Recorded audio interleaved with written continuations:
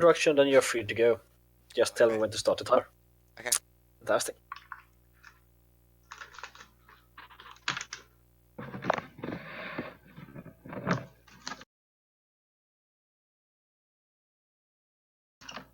Okay then. Hello once again. Now we're gonna be running some Pokemon games run by scoagogo. Hello. Take it away. So hi, this is Pokemon Sapphire. Any percent glitchless, obviously. I'm the runner, and co-commentating with me, I have G Hines. Yo. Any other runners of Pokemon is likely to know his name. There's a bit of explaining to do once we get into the run, but for the start of this, I'm ready to go. If the timer's ready. Timer's ready. All right. When do you want to know the naming incentive then? For the character name, I would like to know now. Lemon.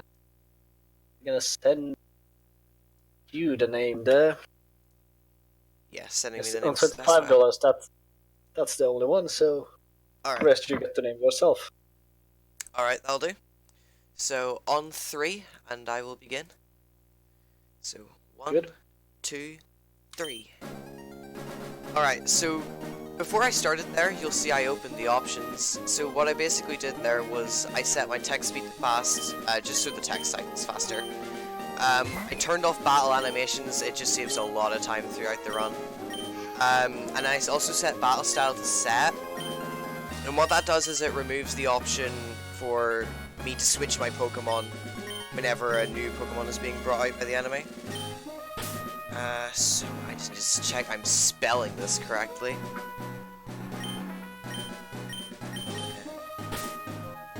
Okay. Alright, so we have our character. So you'll notice I've chosen the girl, for reasons I'm going to allow Hines to explain. Alright. First misconception that Exarian would correct. First of all, praise Exarian Universe. Second of all, the reason we picked the girl is actually for text purposes. So if you pick the girl character, well, that's the primary reason. If you pick the girl character, you have the boy character as your rival. If you pick the boy character, you have the girl character as your rival, and it just so happens that the boy rival talks less in some of the interactions that you have with him. But the more practical reason is that it actually affects one of the later rival fights where, depending on which gender your rival is, they will send out a different Pokemon first. The boy rival sends out Numel first, and the girl rival sends out Whalmer first. We want the rival to send out Numel first because it does less damage, and also we can more easily OHKO it. So that I guess will become relevant when we get there. But no, the reason is not because she's hot, but yeah, no, and that's why every other Pokemon speedrun picks girl. But, you know, I do have chat open as well, and I assume Hines you have it open as well. Oh yeah. Yeah, so if any questions, Hines and I should be able to answer them. So yeah, he also set the time on the clock there in order to get out of his own house. And grab PC potion. Yeah, grab PC potion because Sapphire has pretty limited money. Have a lot of money to buy healing items, so we want to get an extra potion at the beginning. But the clock doesn't actually move. Time doesn't move because the internal battery is dead. Did you remove your internal battery, or was it just dead? It was dead whenever I got the cartridge. I've no idea how to remove one.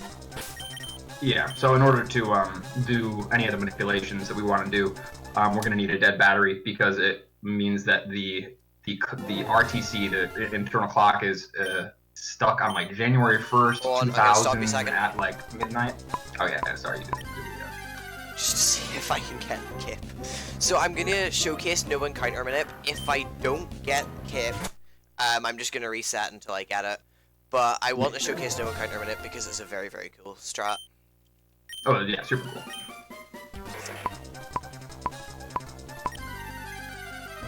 We'll see if I get it. I'll know if I've gotten the kip by the pusher's gender. It should be female, and I will have 21 HP like I do. However, kip that is 1 frame late also has 21 HP, is male, and the push is female. Yeah. So he knows pretty much he's 50-50 to have the right kip at this point.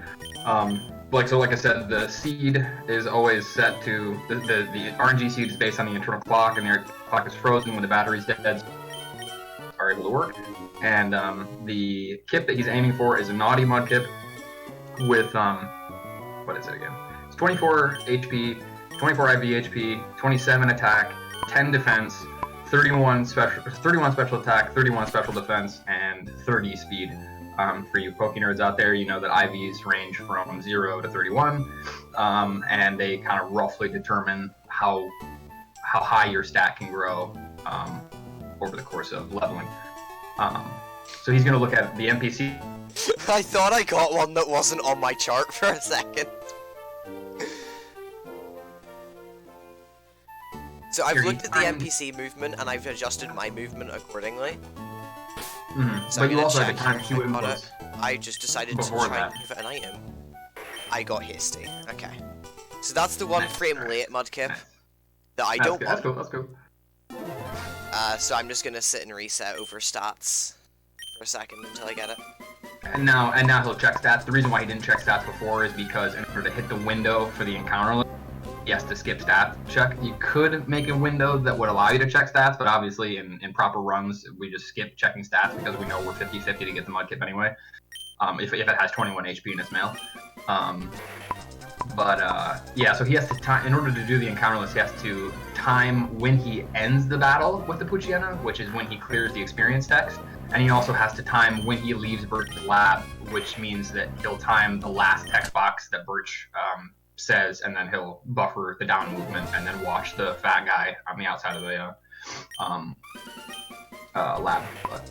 So he'll just reset. And hasty walls are common. For some reason, it's like a magnet. I don't know. But yeah, it's actually a lot more consistent than you would think. So basically, the way it works is that every frame from the game runs at 60 FPS, and every frame from soft reset is predictable if you know what the initial seed was. The initial seed is always in Hex, it's 5AO. In other Gen 3 Pokemon games, the seed is based on the trainer ID. If you don't reset, like there's some nuances in the differences between the RNG when it comes to Ruby and Sapphire versus Emerald versus Fire Red Leaf Green. In Fire Red Leaf Green, there is actually a new manip in Fire Red Leaf Green where you can guarantee the stats every time, but it loses a minute and you have to hit 2 frame perfect inputs or something. But normally you just use your trainer ID as the seed, so we have a program that we can input the trainer ID from Fire Red Leaf Green that will tell us what Squirtle will be generated on each frame. So we just time our A input when we confirm the starter to coincide with that frame, and as long as we hit the right frame, then it'll generate those stats. Whereas for Ruby and Sapphire, it's based off the RTC. I love how I'm just not hitting this right now. This is believe me, the first time I ever ran this in a marathon, I'm pretty sure I lost like 5 minutes. Not common, not trying to, and people shouldn't panic like we're going to go over estimate, but this is one of the reasons why the estimate has, a decent amount of leeway to it. Because current world record is 158.0 something, I can't remember. Xarian just got world record like a few days ago, or within a week, is it 05? Extremely good time, one of the first truly good times that Sapphire has ever had.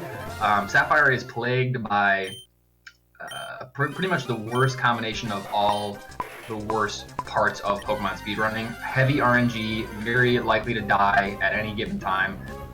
Fairly high execution barrier, meaning that you can kill your run. Alright, Hans, I'm gonna make you shut up for a second just so I can finally get this. Because this is annoying me now. For sure. Not even for the sake of the marathon, but this is just annoying me that I'm not hitting this. Oh yeah. No, I hate this. Why is that? What even is that? I love how I just bounce between, like 1 frame early and 3 frames late. Because the manip runs at like 60 FPS in this, so it's really hard. Yeah. Yeah, this is, believe me everyone, this is very difficult. Jesus, I'm not even gonna check that one, that was so late. Yeah, because it's okay to reset over in actual runs because, you know, it's only 3 minutes in. But this is an extremely tilting minute. Yeah. And it's one of the reasons I don't run this game very much. I think that's it. How is that hasty, dude? I am in disbelief that is a hasty cap. That's just how it works. Alright, I got a candy bar. I'll just chill. Sometimes you get results and you're like, that is not what I should have gotten. Yeah. But, you know.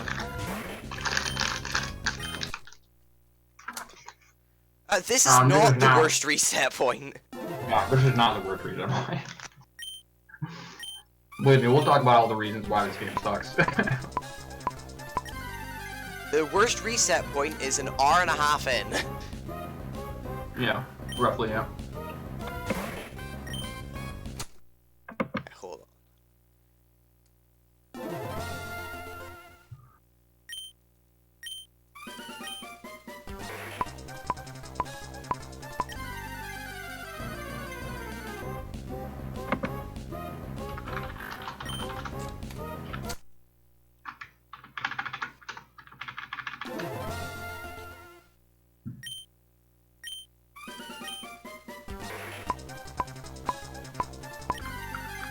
We were slightly ahead, I'm pretty sure. Yeah, it's all good.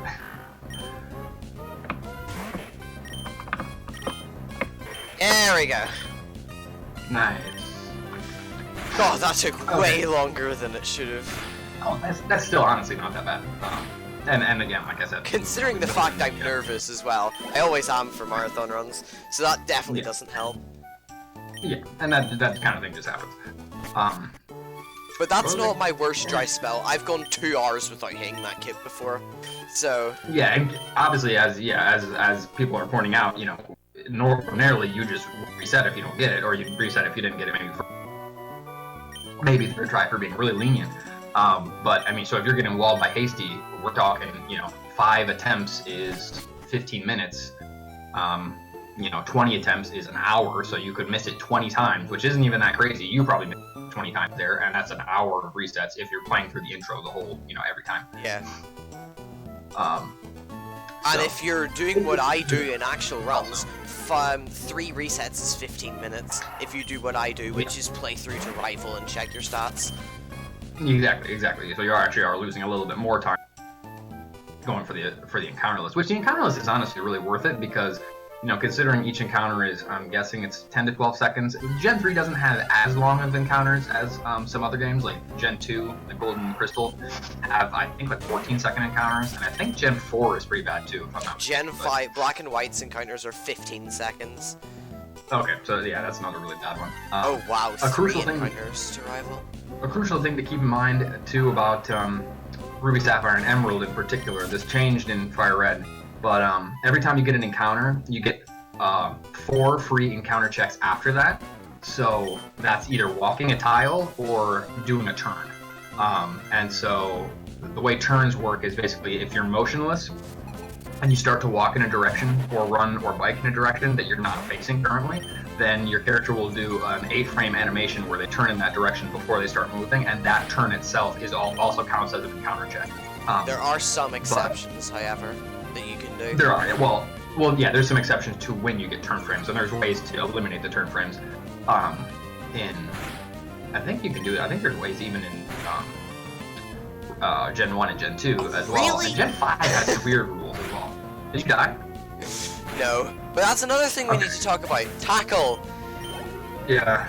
The 2 main moves that you use for the majority of this run are Tackle and Mudshot, both of which have a 5% chance to miss.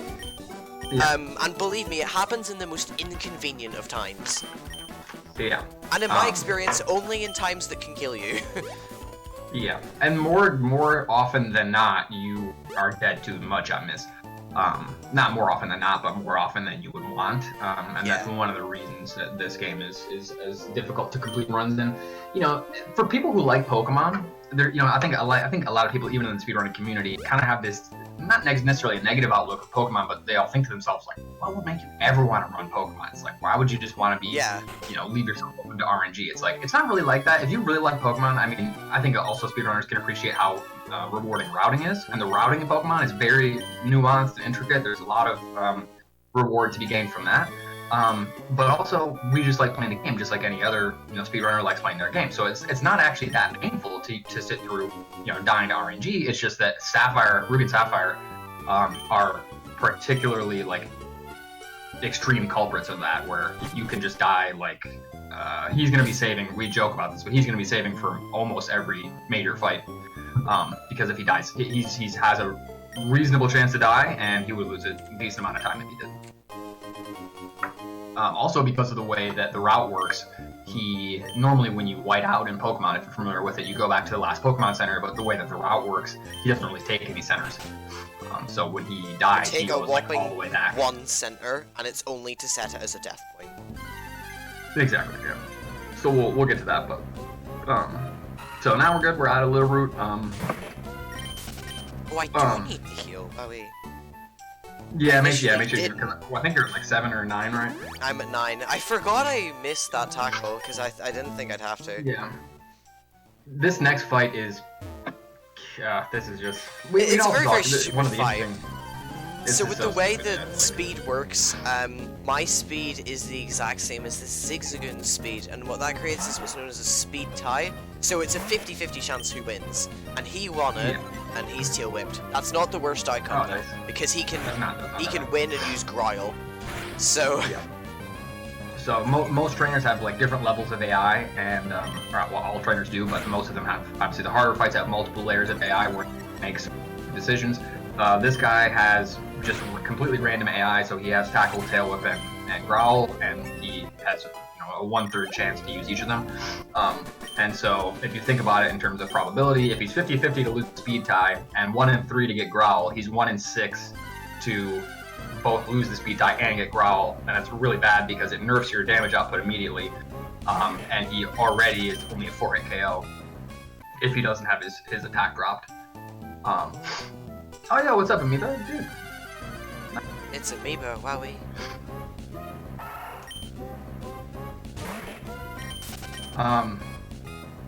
Okay, so that encounter looked pretty terrible. But now that we've made it to Petalburg and I'm gonna do my first shopping where I'm gonna buy 4 potions and 2 repels. Yep. I get to show off my awesome menuing skills in this game. Oh yeah. I'm kidding, they're terrible. But there's something exceedingly satisfying to me about doing Gen 3 menus, because there's very little lag with your inputs. You can do menus extremely quickly. Well, I will say, I don't play Emerald, but from what people tell me, Amoeba could maybe attest to this, both Ruby and Emerald. From what people tell me, Emerald has more lag to the menus, and Ruby and Sapphire have much quicker menus. So there's those kinds of menu differences between a lot of the other games too. But so this is the catching tutorial, but it's required. Yeah, I can't do anything to avoid this. But what you did see me do there was I ducked into the Pokemon Center and just immediately left. That was to set my warp point, which will become very useful after defeating Flannery. So with the way the game works, Norman is the 5th gym leader. You can't actually fight him until you get 4 gym badges. So after defeating Flannery, obviously if you were to just walk the whole way back to Petalburg, it would waste a lot of time. What we do is we get poisoned from Flannery and then use the Death Warp to go back to Petalburg. Which is one of the reasons why this run is so hard, actually, because it means we can't go into any centers. Yeah. So, yeah, that's what I've heard too. But yeah, no, totally. I mean, that makes it a lot. Definitely. There is one you can. I mean, there's not really a center, but there is a house to the right of Cool Trainer Brook that you can go into, but you really don't want to use it. Yeah, like, you want to avoid it under all circumstances, unless you have literally no other choice. Yeah. But it's highly unlikely you'll be in that situation anyway. Yeah. If you survive Watson, I mean, you usually come into Brook in a good situation. Yeah. But what were we talking about before that? We were talking about warps, taking centers. Well, it doesn't matter because I have to do a manip. That's right. All right. So, I'm gonna make Heinz shut up here for a second again. This is one of the coolest maps. This is the coolest manip. Yeah. So you'll see in just a second.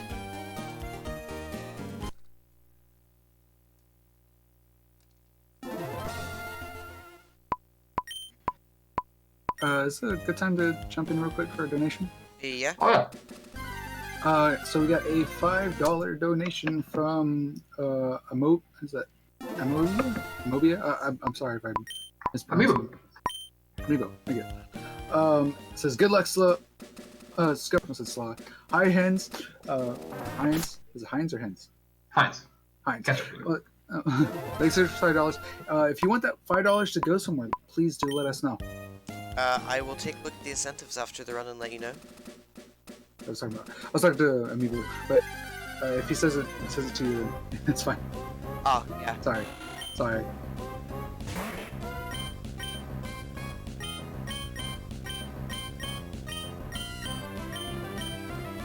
Thanks, Meats.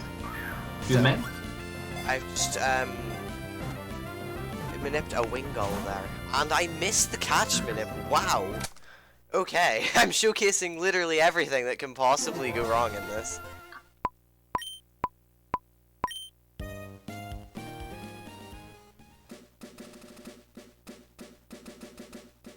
Let's get it this time.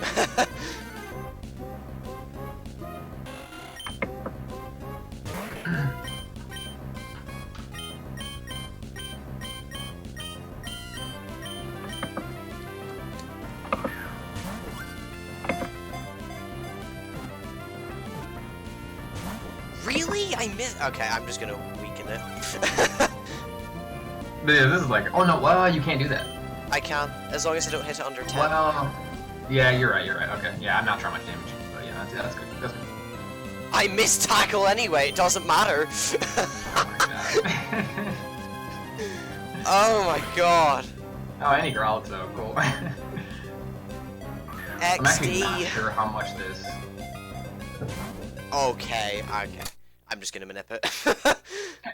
You know, might as well show the. It's. I mean, you're good at this. This is a pretty big win.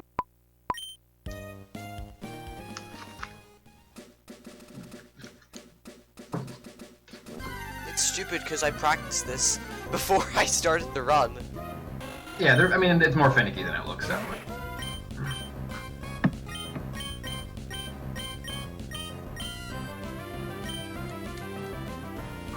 Please work. Don't tell me I missed it again. Really? Dude, this is like a 9-frame window, by the way. It's like 7 frames, but. It's a pretty big window.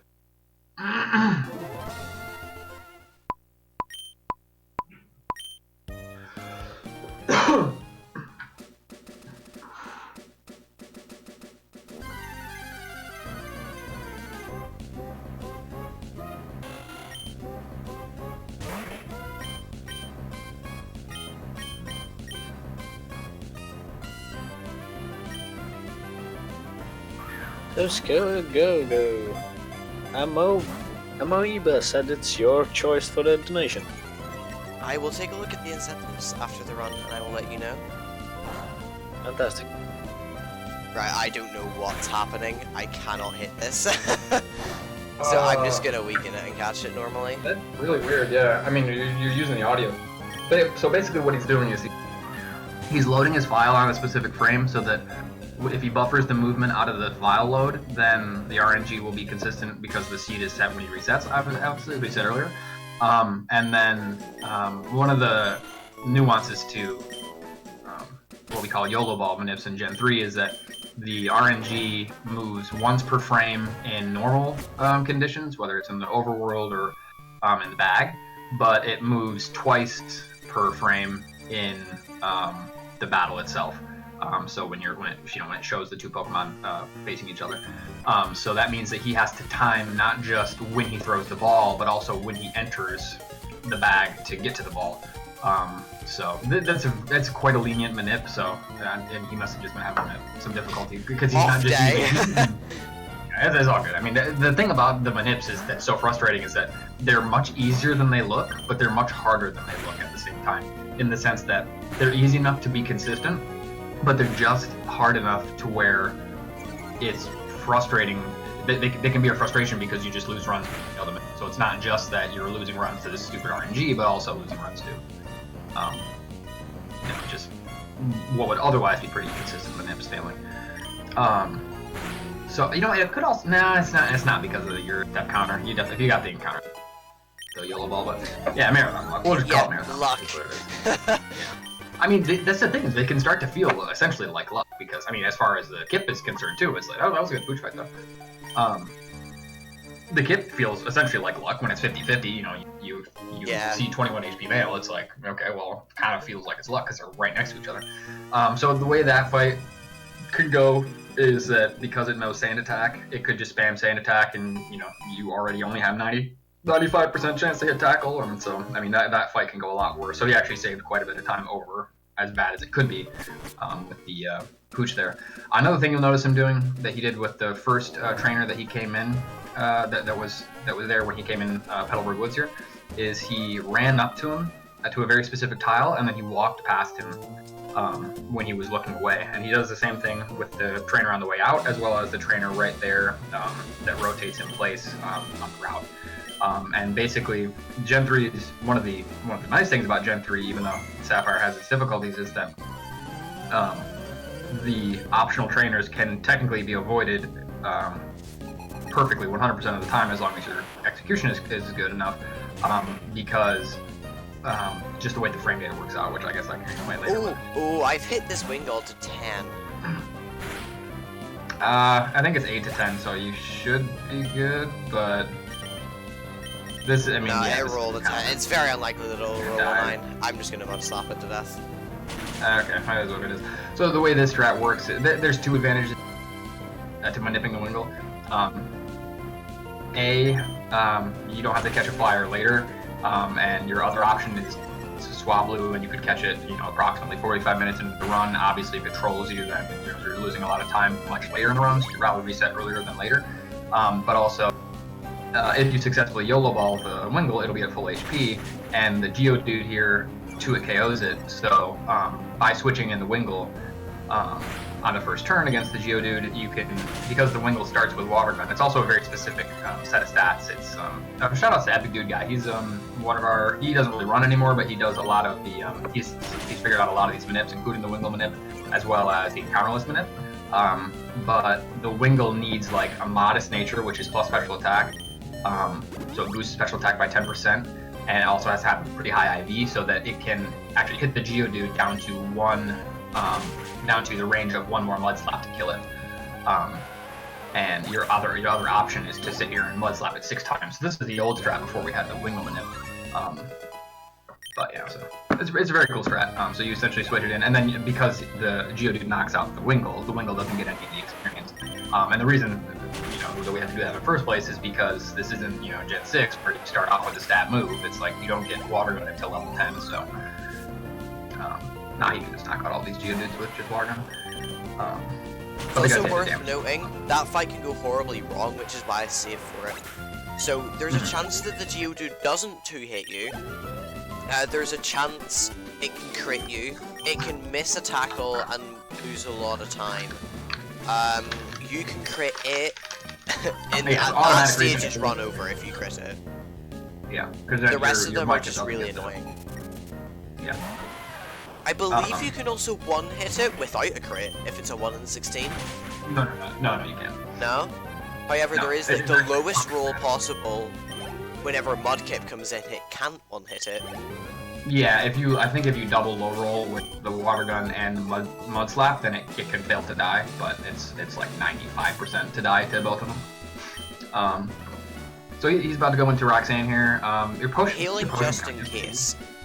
No, you're gonna heal off 4. Or sorry, saving, which is meant to say. Oh yeah, oh no, healing. definitely. Yeah.